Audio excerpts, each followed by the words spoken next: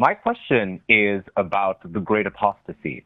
As a Catholic, how do I defend the stance that the church did not fall into apostasy once the apostles died? The word apostasy means falling away. And the Bible talks about apostasy, talking about people who fall away from Christianity, fall away from the church.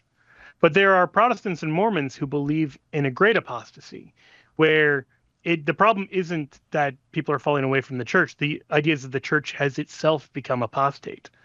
Now, I want to just point out that these are, even though the same word is used, they're actually kind of opposite concepts.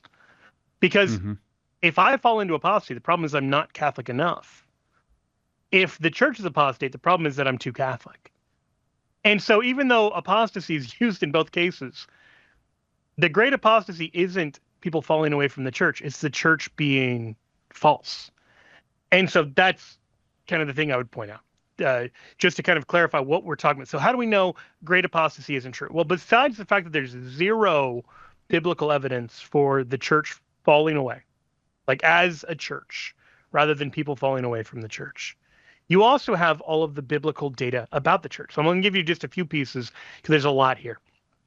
In Matthew 16, Jesus says, I will build my church. And I started to say, if he hadn't have said that, if Jesus was just this great teacher, Messiah, prophet, Son of God, and he didn't build the church, though, his followers wouldn't just say, well, we're going to go back to our old ways of life. They would still try to follow him. They would just have to build their own denominations. And so I like to point this out. Like when Protestants approach Christianity, they're doing it as if Jesus had said, I will not build my church. You have to do it. But he says the opposite. He says, I will build my church.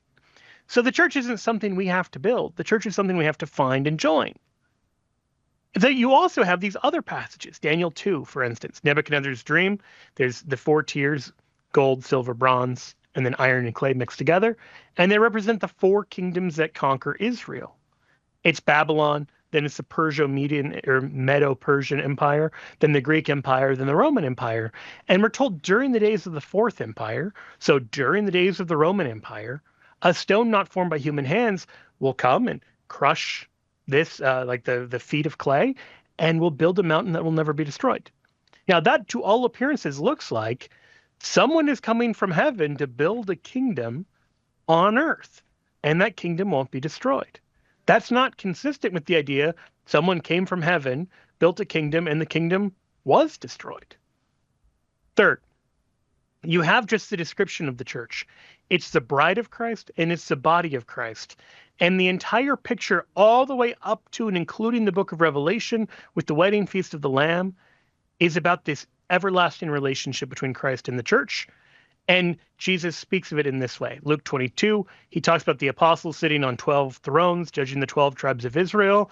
And so the apostolic nature of the church as body and bride lasts forever. In Ephesians 1, St. Paul talks about the church as the fullness of him who fills all in all. That the church is the continuation of Christ on earth. So to say that the church went into a great apostasy is to say that Christ left us as orphans when he promised he wouldn't do that. So all of that is the theological approach. And I would heavily lean in that. The other thing I would do, though, number 2, is looking at the historical approach. And I've actually written an entire book about this. If you'd like a copy of my book, The Early Church Was the Catholic Church. Because if you're going to say the church originally believed X, this thing that I believe as a Protestant, as a Mormon, as whatever, and then over time, this false teaching Y crept in, we should be able to find that in history. We shouldn't just have to take your word for it. You should be able to show, here are all of these early Christians who interpreted the Bible the way that I do. But almost invariably, when someone makes these claims about the church going into apostasy, when you ask for the historical evidence, they point to a Bible verse and say, well, I read it this way. And it's like, well, I don't care how you read it. Show me the centuries of people who read it the way that you do, and then that there was a switch. Because we should see a number of things. You know, if you walked into a Protestant denomination and said, now we're going to start believing in the Pope, now we're going to start believing in the real presence, now we're going to start praying to Mary, there would be an outrage, because that would be a major change.